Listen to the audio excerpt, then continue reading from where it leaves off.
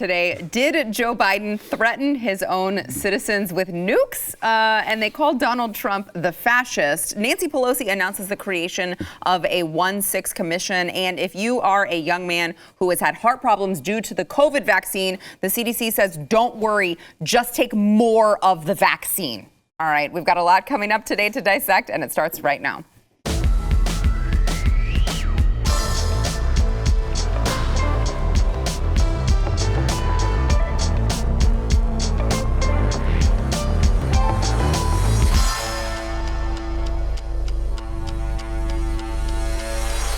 Welcome to the news and why it matters. I'm Sarah Gonzalez, today joined by, it's Stu and Pat and Stu Thursday. Yes. All right, so Stu Burguiere, host of Stu Does America, Pat Gray, host of Pat Gray Unleashed. It's been a few weeks, guys. I know. Yes. I feel like every time you guys are on separate, we really just screw with the viewer. They're like, what? But it's Tuesday. Why is Stu on? I know. America's demanding us to be on the same schedule. Yeah. And now we're cycling together. Yeah, are you? Yes. Wow. You're really excited. You're about to throw the mug. Exactly. All right, so let's get into the headlines of the day. I am hopeful that this is going to be a fun one, guys. So Joe Biden had a press conference on gun violence yesterday. And I mean, as we know, gun violence is the root of like all problems in plaguing society today. Of course. Yes. So during his speech on soaring crime rates and gun violence yesterday, Joe Biden made sure to explain to everyone living in America that you may think that you can use your guns to stand up against government tyranny, but you can't because the government has nuclear weapons. All right, watch. The Second Amendment, from the day it was passed, limited the type of people who could own a gun and what type of weapon you could own. You couldn't buy a cannon. Those who say the blood of patriots, you know, and all the stuff about how we're going to have to all this stuff move against the government. Amazing. Well, the tree of liberty is not water with the blood of patriots. What's happened is that there never been, if you wanted to think you need to have weapons to take on the government, you need F-15s and maybe some nuclear weapons. The point is that there's always been the ability to rationally limit the type of weapon that can be owned and who can own it. You know, he does bring up a great point, because I do remember in the Constitution, in the Bill of Rights, in where all these amendments are, you do see the Second Amendment. It does say shall not be infringed, and then it has the asterisk, and then it says except for cannons. Right. From the beginning, that was from day one. Day one. They obviously limited because they had the asterisk the cannon, there. The no cannon clause. You got to read the footnotes, people. Well, what you need is some lemon juice and a blow dryer. And then those it was words that invisible appear. ink. Yeah. Oh, jeez. Darn it. Oh, God, it's so frustrating. I watched this whole thing yesterday. We did like live coverage on my Instagram page. Okay, tell me, how late? Wasn't he late? He was very late. How late was he? My plan yesterday was to do the live coverage and then pull some clips and do the show on the speech. Well, he kept going later, and he was like almost 2 hours late. So I just had to we were just about to walk out. All right, we got to do the taping, and then of course he waltzes in there with his, with 0.3 energy. He cranked it up to 0.3 for the speech. He was very late. This is one of the dumbest points of all time. First of all, no one has ever said cannons were included. Nope. Antonin Scalia very specifically used cannons as an example of what was not included. Antonin Scalia, right? Bearing arms means you can hold them. So you can't carry a cannon around. So absolutely that is not included in the Second Amendment. Scalia, founding father Antonin Scalia? No, not founding father, but a guy who, he wasn't, but he was an originalist and a textualist, and he said, hey, bearing arms, bearing means carrying. So yes, you cannot. Does not cover nuclear missiles. Does not cover F-15s. What it does cover are weapons you can hold. And he even said at that time, like, rocket-propelled grenades are up in the air as far as the founders go at this point. He had a very broad definition of what the Second Amendment would allow, as do I. But cannons were never involved in it. Neither were F-15s. Secondarily here, this point that the left makes all the time is a terrible, terrible point, which is, you're going to need F-15s, and you're going to need, we're going to have tanks if we're the government. We're going to have nuclear weapons if we're the government. I mean, what are you going to do with your little AR-15? Well, they want to do something very specific when they bring this point up, which is to make you think, like, look out your front door, and down your driveway comes a tank, and you've got your AR-15, and then on the other side comes another tank, and then an F-15 comes over with missiles and fires them at your house. Are you going to win that battle? Probably not. But ask the U.S. military, the greatest military ever conceived, how easy it is to go through Afghanistan or Iraq or any other area when you're going door to door. The reason why this government has stood for all of this time is because no one will ever attempt to go through and roll through a door-to-door battle with any military when the populace has 400 million guns on them. It's completely insane. You'll lose so many people, and it would be a disaster. Yes, you could nuke all of these cities and eliminate all these people. Then what are you ruling? You're ruling a bunch of holes, a bunch of giant holes in the ground that are loaded with nuclear waste. I guess you could theoretically do that. The reason why people won't do that to the United States and why it hasn't happened through all this time, why we have the oldest standing constitution in the world, a good chunk of that is because no military, no dictator could ever roll over a country with this many guns in it. It's impossible, and you'd lose so much in the process that no one would ever attempt it. That's what the Second Amendment is here for. We don't hopefully ever have to use it for those purposes. So far, we haven't had to. Although we've had wars, and obviously the Civil War is part of that. But still, look, we don't have to defend ourselves against a government like this because the risk is too high for the government to do anything. That's the strength of the Second Amendment. Yeah, but I could actually make a case disagreeing with Scalia on cannons. Privateers owned cannons. Privateers are private citizens who patrolled the waters on the coast of the United States fighting the British, but they were private citizens. And they bought guns, and they bought cannons, and they used cannons against the British. And they weren't cannons that were owned by the U.S. government or the U.S. military. They were owned by privateers. So, I mean, in the beginning, maybe you could even own cannons. I don't know that, because it was a different world. Yeah. I don't think they excluded anything. Yeah. I really don't. Yeah. In the beginning, they didn't exclude anything. Now, could you own a nuclear weapon? I mean, that's just stupidity. Of course you can't. But from the beginning, I mean, cannons was a really bad example to use because private citizens own cannons. But that's the excuse they always use. And they always are all about the Second Amendment. And I'm not trying to do anything with the Second Amendment. I'm just trying to do common sense gun reform. Blah, blah, blah, blah, blah, blah, blah. And they're always coming for the guns. Well, and he also cited later in his press conference how, well, I mean, obviously we've seen that a ban on, high capacity magazines, a ban on assault weapons, like that obviously helps. And it's like, what statistics are you looking at? Yeah. Because the last time you guys did that, the ban on assault weapons did not do anything. Yeah, right. In fact, their own studies showed it did nothing. Right. And actually, their own studies said that people just stopped killing. There may have been less murder from quote unquote assault weapons. Yeah. However, they just used different weapons to kill the people. So I don't think those people were necessarily excited about that. We're like, well, you know what? Good news. We didn't die from an AR-15. At least we died I didn't from a get pistol. killed from an assault weapon. And another thing, have we not seen in the last year how important a high-capacity magazine could be? Oh, my gosh. If there are 40 people coming at your house and they're going to burn it down or they're going to take you and your family out of your house, I want a high-capacity magazine. And then I want another one right next to it, and I want a whole freaking stack of them so that I can defend myself and my family. Yeah. If you're up against dozens of people, of course you need high-capacity magazines, and this stuff with the deer and the Kevlar vest because it's all about hunting. I mean, when are they going to learn that the Second Amendment's not about hunting? No. As someone who is not, I never had high-capacity magazines until the last year. You watch what's going on in the last year. Yeah. Unfortunately, I lost them all in a terrible boating accident. But at the bottom of a lake. Yeah. Were we together when that happened? That might have been that time we were together boating. Yeah. I don't remember what body of water it was, but it was deep. It was very deep. We tried to save them, and we could not. Unfortunately, gosh, that's a bummer. It is. But I mean, you look at what happened. I mean, go back to those days. Remember the days? There's a few days here in Dallas where the riots were at their peak. And I remember, looking at this. I was and concerned. It was like legitimately society seemed to be melting down for a few days. And it did. I mean, if you were in Minneapolis or Portland or Seattle, I mean, it really did melt down.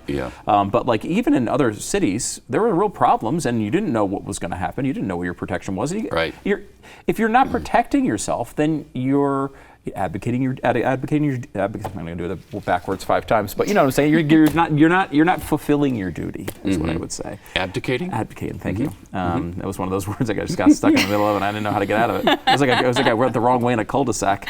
But anyway, so I think you have to be able to defend yourself, and you realize that your handgun or maybe your shotgun, buy a shotgun, as Joe would say, it's not enough in a situation like that. But when you watch the videos, I remember those guys that were like bikers and they just be down there, they just be with the AR-15s strapped to their backs. No one ever came near those guys, man. They just walked right by. Those businesses didn't get burned down, because no one wants to deal with that. And that's why you have them. Not to mention the true purpose of the Second Amendment, defending yourself against an out-of-control government. Of course you want a high-capacity magazine if you're defending yourself against an out-of-control government. So it's ludicrous that we continually hear this nonsense. Just another portion of the Joe Biden press conference on gun violence and soaring crime rates. He did put a lot of pressure on gun dealers. He listed a series of threats, including if you willfully falsify a record, we will find you. Listen. Today, the department is announcing, as I just did, a major crackdown on stem the flow of guns used to commit violent crimes. I've never heard it's zero tolerance for gun dealers who willfully violate key existing laws and regulations. Let me repeat, zero tolerance. If you willfully sell a gun to someone who's prohibited from possessing it, if you willfully fail to run a background check, if you willfully falsify a record, if you willfully fail to cooperate with the tracing requests or inspections, my message to you is this: we'll find you, and we will seek your license to sell guns. We'll make sure you can't sell death and mayhem on our streets. It's an outrage. It has to end, and we'll end it, period. There's just one problem with all of that falsifying records nonsense, is that Joe's son Hunter seems to have falsified a record on one of his gun purchases in 2018. Maybe that was a message to Hunter. Like, he's like, I'm going to find you, Hunter. I know you're out there somewhere. You may just be texting me, but I will zero in on your location and find you and immediately enable your behavior.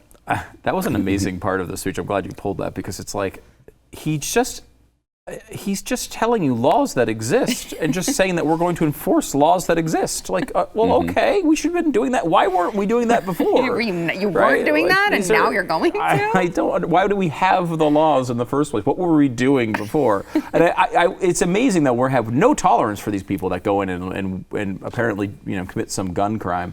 We have plenty of tolerance to, if you want to go burn down a Target, of course we have tolerance for that. You want to go shoot an off-duty police officer as they're trying to protect their business, kill all you want, no big deal.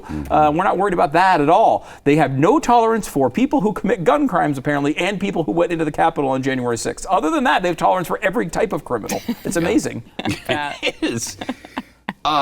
It's interesting, too, because during that same section or close to it, he was talking about how background checks have kept 3 million people from killing other people or whatever. Is that just in the last 150 days? Is that no, because we've had background checks forever, and it's over that stretch of time that we've had the background checks. We have background checks, and they continue to check every background of every person who buys a gun.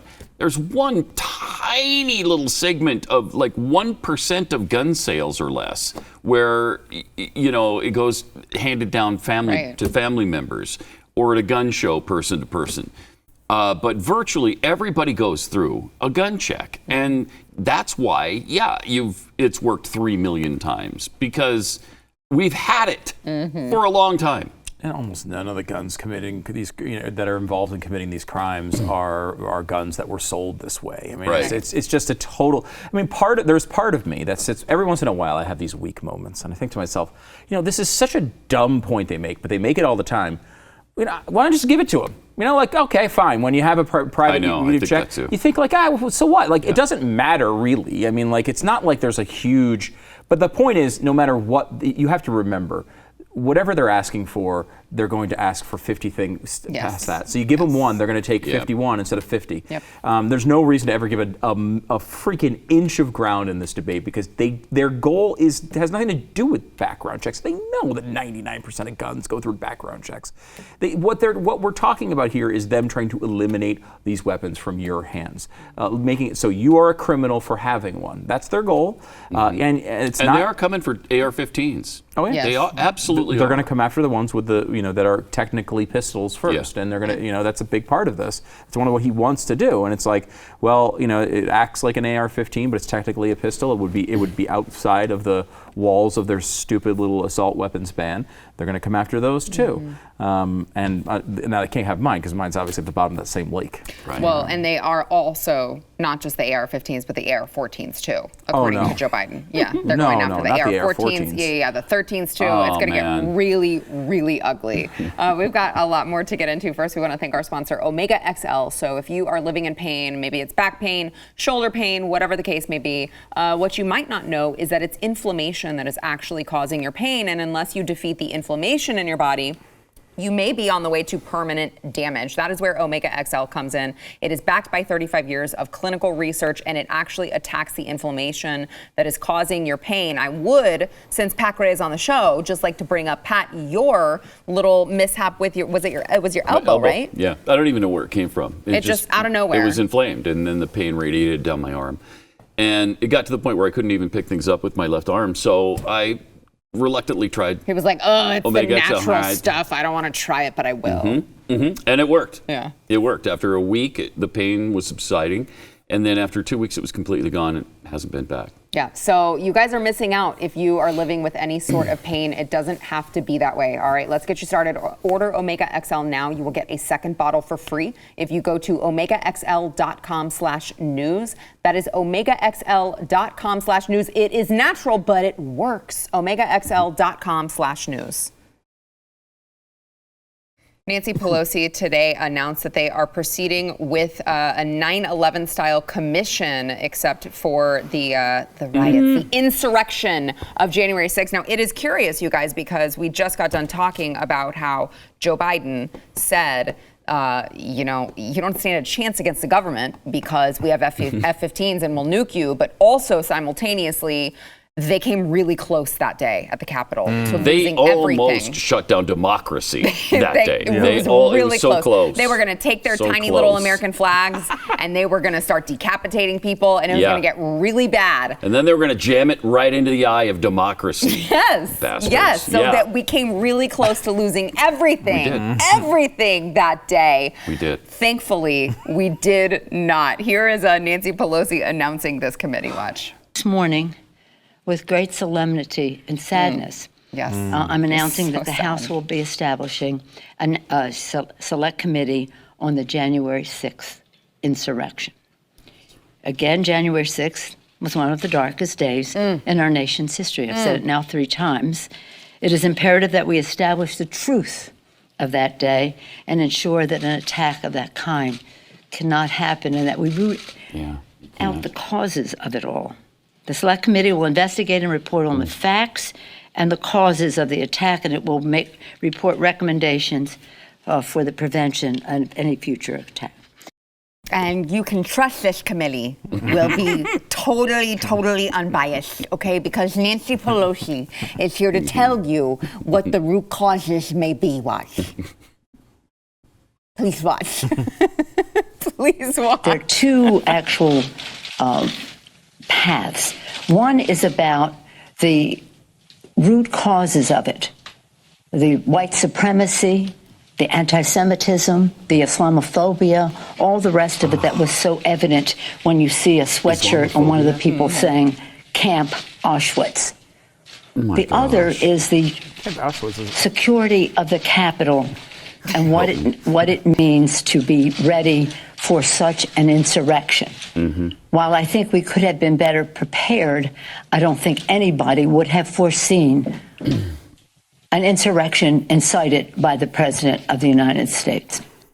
And by the way, I apologize because I did not. I usually give a warning to the viewers to make sure that they have taken their blood pressure medication on days where we show videos that are this bad, but I did not give that warning, so I apologize to all of you. But Pat, I saw you just like viscerally oh my gosh. It's agonizing. Yeah. I mean, Stu and I always have to, and you know, it was an embarrassment, right? It was embarrassing that anybody on the right would do that, would act that way, would get carried away at the Capitol building.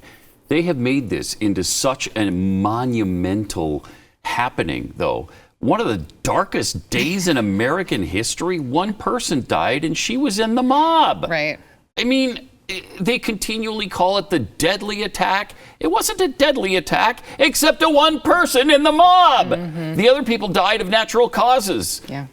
I'm so tired of the overblown hysteria about January 6th.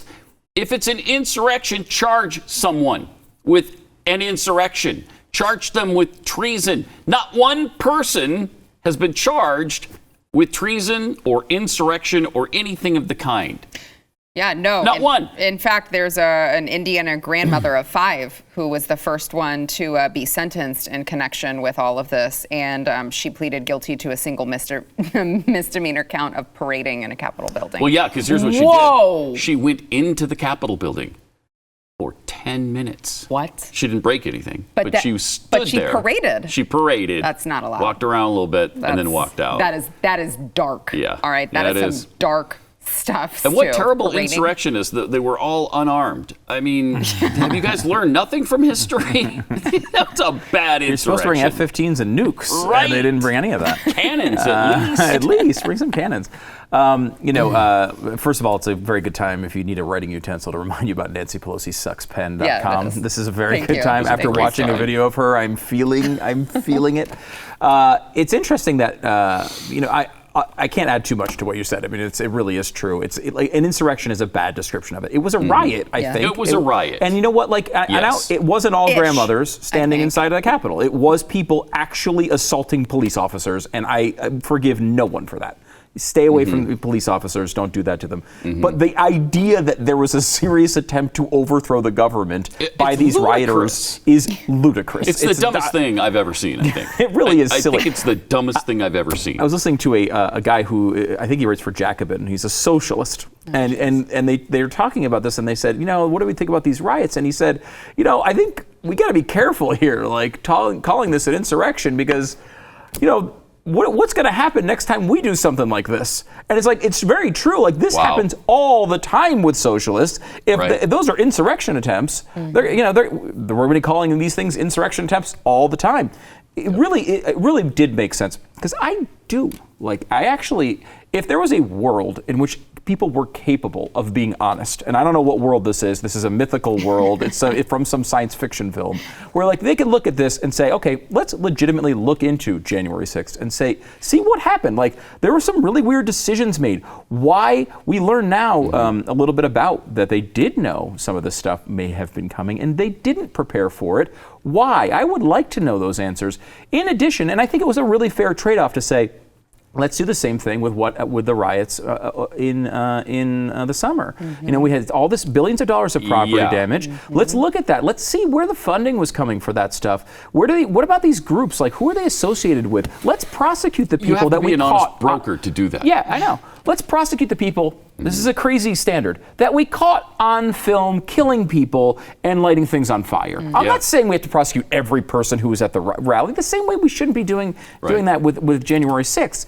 But the people who were really responsible for the bad things, let's go after them. Let's see how many people raised money to bail those people out and who those people were. Now, I know some of them happen to be in the administration, so it's a little difficult and a little itchy, but still, let's do that. That was a fair trade-off where we look at two terrible events and really look into the background of it. Democrats have wanted no part of that, because this has absolutely nothing to do with them wanting the truth. It's just about them wanting to make Republicans look bad and extend January 6th for as long as possible. And keep this white supremacist thing going. That's where you got to wonder where they're going with that. Because now they're starting this commission. a really bad place. Well, they're like anti-Semitism. I mean, we saw the Camp Auschwitz shirt. We need to know where that came from. You know where it came from? It probably came from Ilhan Omar's closet. That's where it probably came from. Look there first.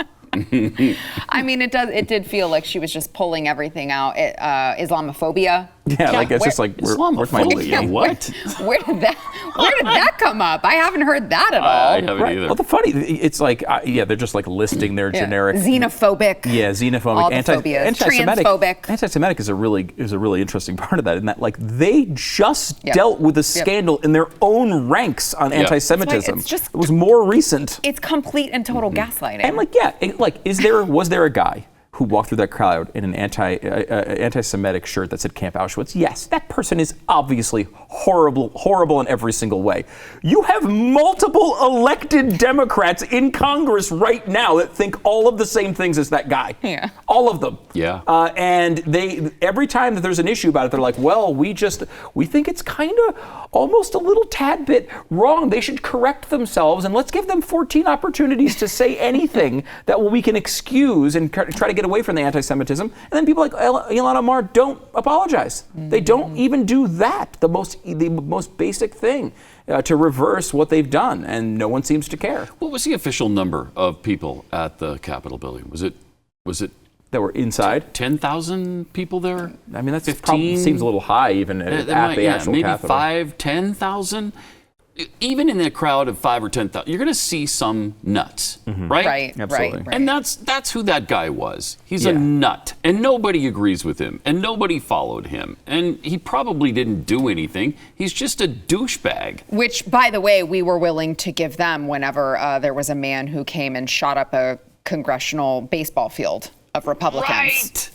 We were okay with giving them that, but now all of a sudden this one man represents the entire group. All right, we've got more to come. First, we want to thank our sponsor, Freedom Project Academy. So parents, the fall semester it's coming up. It is around the corner. And in case you haven't noticed, if your kids are in public school, they're just being taught, there's no difference between boys and girls. If you're white, you're racist and you need to apologize for your oppression. They're not taught maybe how to read or write, but they are taught how to support Black Lives Matter and the ins and outs of social justice. This is not what you want for your kid. All right, so you've got to check out Freedom Project Academy. They have already perfected live online learning for over a decade. They've been doing it way before COVID started. They are built on Judeo-Christian values and a classical curriculum, and Freedom Project Academy is dedicated to providing mastery of subject matter, not leftist propaganda. If you don't want your children to be indoctrinated by the public schools, I suggest you go to freedomforschool.com. You can request your free information packet today. It is freedomforschool.com. Like I said, the fall semester is around the corner. We are reporting on this every single day, what these schools are doing to indoctrinate these children. Do not let your child be one of them. freedomforschool.com. All right, there is a Republican lawmaker that has planned to introduce a bill today, actually, to ban private businesses from mandating proof of a COVID-19 vaccination for their employees. He says that their requirements are, quote, an inherent violation of civil liberties. This would also ban the federal government from mandating vaccine passports and limit states from doing so. This is Representative Warren Davidson from Ohio, who says they're not really, this is what he told Fox News, they're not really providing a rational basis for discriminatory activity. They're busy separating healthy people from other healthy people on the presumption that people without a vaccine are not healthy. This is called the Vaccine Passport Prevention Act. And I feel like it would make me feel a lot better if it passed, but I don't have high hopes for it, just considering the makeup of the House. I do realize, though, that I am in the midst of like Mr. Vaccine himself. Yeah. Super here. I try to vaccinate myself 3 or 4 times a day. Yeah. So how's that working out for you? So far, so good. Yeah. Do you do magnets stick to all your injection Yes, sites? I actually, when I walk by cool. refrigerators, they just kind of they charge me like a bull. Yeah, Have you actually tried it?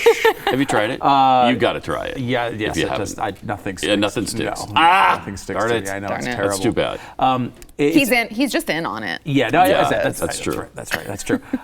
Yeah, no, I mean, I don't think the vaccine passport is honestly something that, like, I don't think it's something that is really necessary to be all that worried about, in my view. I mean, certainly the federal government has no ability to do it, and this is not going to pass, but neither is the opposite. They're not going to pass a vaccine passport, certainly in this Congress. But employers are allowed to mandate it for their employees. Employers right now. are, and look, I think I understand it's a tough one because I side with private businesses being able to do what they want to do more often than I want the government telling them what to do. I understand how people can be on the other side of that one. It's a little bit it's a difficult one for conservatives who I know don't want government involved and can see how maybe down the road Democrats would use this in a way we wouldn't be comfortable with.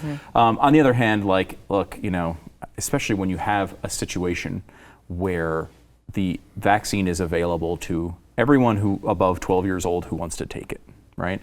In that world, you don't need to do these things. I mean, there's been some controversies about hospitals and things like that. There might be some differences in that situation. Cruise lines, I know, is a big thing that they were talking about. But generally speaking, there's no real reason for employers to do this, especially when people who want to get the vaccine can get it, right? You're able to get it, it's free. You want to go get it, go get it. You don't want to get it, don't get it. I don't know where, that is a central foundational thing that's part of America, I think. And if we just stick to that and we end on freedom, we usually end happy. Yeah, Pat. I'm declaring the pandemic officially over. Are you? Yeah, I'm now? done with the pandemic. Finally. Yeah, it's over. Didn't it's that get over. Dave Portnoy kicked off of Twitter the other day? Now here, News and Why It Matters is toast. It did that exact thing. Really? Got Portnoy kicked off Twitter the Really? other day, which is ridiculous. I mean, you could define that however you want, right? We all know that doesn't mean that no one's dying from I think it. the You're not super saying that. scare is over. Yes. People are just, at least in here Texas, in because America, we've adapted and we have evolved, and it feels a lot like we're out on the other side now. Yeah. And if you want to wear your mask, they still do. If you don't want to, and that's most of us in Texas, we don't. Yeah. And I went to breakfast between the 14 shows I've done today, and I was sitting there at this really busy place, and not a single customer had a mask. Coming in, going out, sitting down, no one. Now, every server still had them. I think they just try to make people, I don't know, not panic, or I don't know what the deal is with that.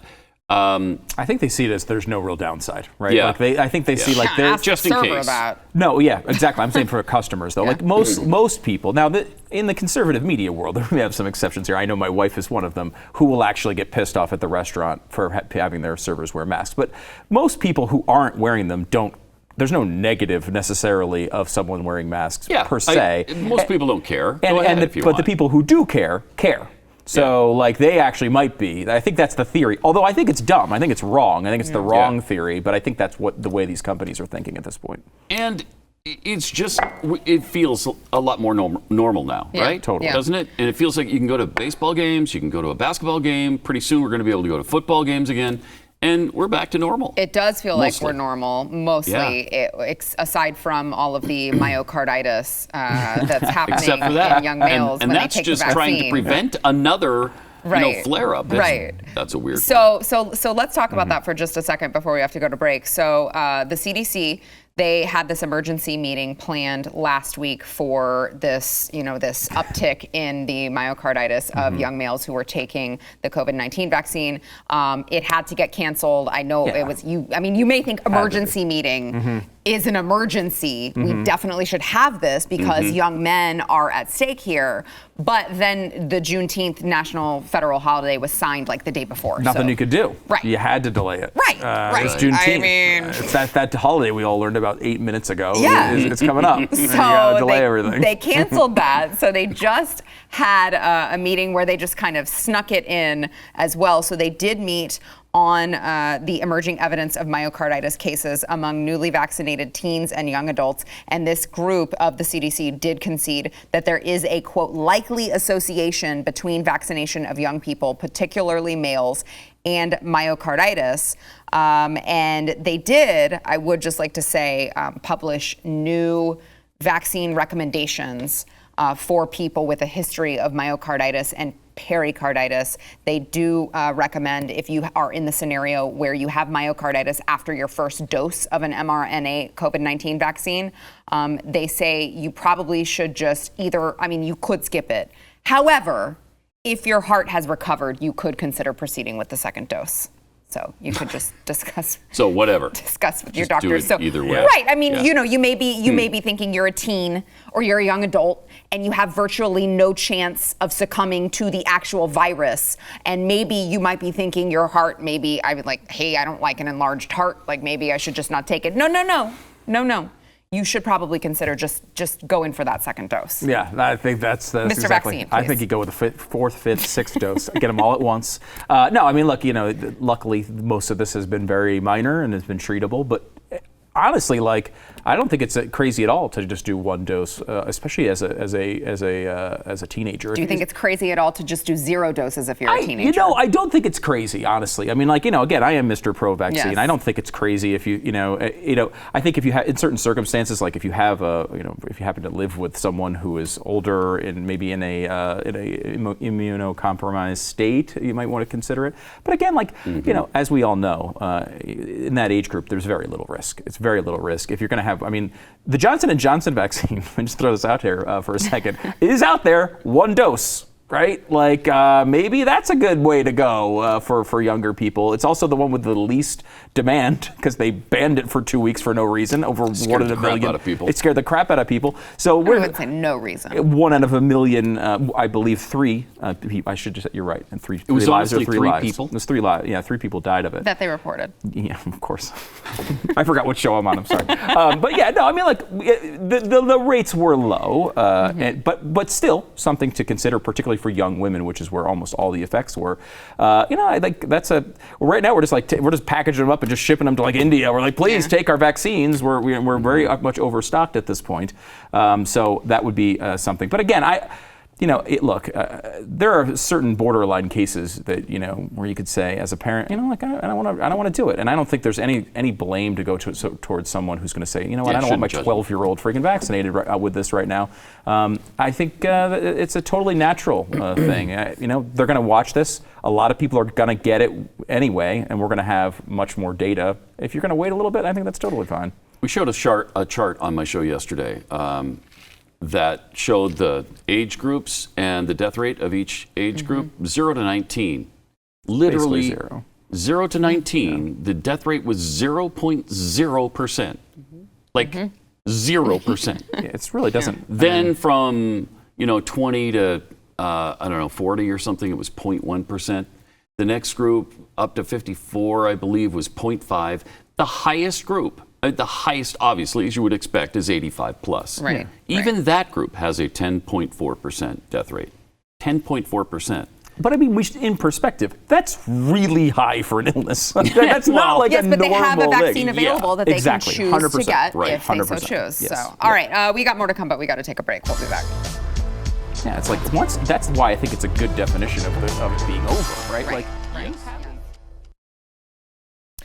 Now, you may have been hearing, if you frequent the internet, maybe Twitter, you may have been hearing all of this discussion about CRT, about critical race theory, and how please, it's not being taught in schools. You guys are crazy. It's just for Harvard and stuff. It's not being taught in high schools, elementary schools, nothing of the sort. Well, here is Des Moines East High School teacher, Megan Gia, who is a special education teacher, who is really upset that she is now prevented from teaching critical race theory to her students. Watch. This is what's today is the first time our country has recognized Juneteenth. It's a national holiday, and yet I'm getting ready to go back to school in the fall, and my governor has put into place some ridiculous legislation that many governors across the country have put into place, such as I can't teach anything divisive, I can't teach critical race theory, and I can't teach about racial equity. This is at all public schools, colleges, and universities. So, teachers, in the past, we've been activists. After the show of last year, we really need to stand up and do what's right for our kids right now. So this is a call to action, teachers. Wow. We got to stand up and fight for our kids because this is bull. We can't lie to them. That's who I want teaching my kids. I don't know about you. Right. I know we only have a couple minutes here, but I'm sure you guys have a lot to say on this. First of all, I am hoping she's not, well, they said special education teacher. When I watched this, I was like, I hope she's not the health teacher, because she needs to go for more walks. She was very out of breath there. She's just walking, very out of breath. Cannot actually talk. Another that comes to mind is she said, we need to stand up for our children. For our children, we need to stand up for them. And call me crazy, but I feel like the child that I am actually sending to school is actually my child and not hers. Wow, that's hateful. Is that controversial? That is hateful. That is typical conservative right there. I think she owns the kids. Yeah. We all own it. It takes a village, Sarah. Right, of course. I mean, look, of course they're teaching this stuff. They wouldn't be upset about it if they weren't. And look, I don't actually have problems with necessarily teaching about it. It should just be taught in a way of that this is insane, right? Like, you want to teach that stuff, you go to Ibram Kendi can start a private school. You can send all your dumb kids over there and they can all learn about why you should care about skin color more. But at public schools, I mean, look, the states and local communities have real control over this. This is not some big invasion of government that this is a state school. So I don't think that they have much ground to stand on. There are standards that are applied to educational curriculums, and this is something that's been in our country for a very long time. I mean, I'm fine. You want to abolish public schools completely and we'll all go to private schools? Totally fine with that. Let's do it. That's your solution, though. Yep. Let's do it. Pat? Look, I've said this before. It doesn't take a village to raise a child. It takes the village people. The village people are very diverse. And there's the police officer, there's the Native American, there's the motorcycle guy, construction worker. You get a whole diverse background of people to teach your child, and they can show them how to dance. Okay, well, but have you considered that the police officer would then murder the rest of the members? You know what? Because that's he's probably a police true officer. now. Yes, that's true. Like, there's no way a police officer makes it into that band today. That's sad. We can't even get him in Paw Patrol anymore. Right. Oh, jeez. Don't even get me started. Well, this was, of course, for all of the people who, I don't know if you guys have been seeing it online, but it's just like, oh, well, CRT is not being taught in public high school. What, are you crazy? No, and actually, obviously, the teachers are upset that they can't continue to teach it. By the way, I do know that we have to go to break, but I would just like to make another call here. White liberal women are a danger to society and they must be stopped. I'm just going to go ahead and I'm going to go ahead and say that. All right, we got to take a break. We'll be back. How psycho they are. I know. All right, if you are watching this program, wherever you are watching it, make sure that you go over to wherever you get your audio podcasts, subscribe, rate, and review The News and Why It Matters. It will help more people be able to find the show. And also, you may see your review read live on air, like the one today from Lizzie54, who, you're from Iowa. So Lizzie, first of all, I hope that you did not have Megan Gia, as your teacher over in Iowa. And I hope that nobody that you know had her as their teacher as well. She says, thank you, Sarah, for keeping us informed with the news and letting us know that it matters. Love all the guests. Hard to say who are my favorite ones. And I love that you turned me on to Built Bars. They are great. Yes, they are. And I love that the News and Why It Matters review section has actually just turned into like a Built Bar review section. People love the Built Bars. Everyone's like, we love Built Bars. I'm like, but what about me? Right. Talk about me. I want to hear more about me. And then we've got one from D. Salisbury. Best news show ever. OMG. I love the show. I love the guests. I never review anything. I'm the worst fan of everything ever, but I like your content so much. I felt like I needed to give some props. The News and Why It Matters is a little slice of happy time each day. So here's the thing. We don't consider the news to be happy. It's really not. It's actually pretty depressing. So we do what we can to try to make it palatable for you people. That's all that we can do. That's our goal, palatable. Yeah, palatable. High, we aim high. It's like, here's the bar, and if we could just get like right here. Yeah, near the bar. That'd be fine. We could clear it. You can see it, though. You can see it.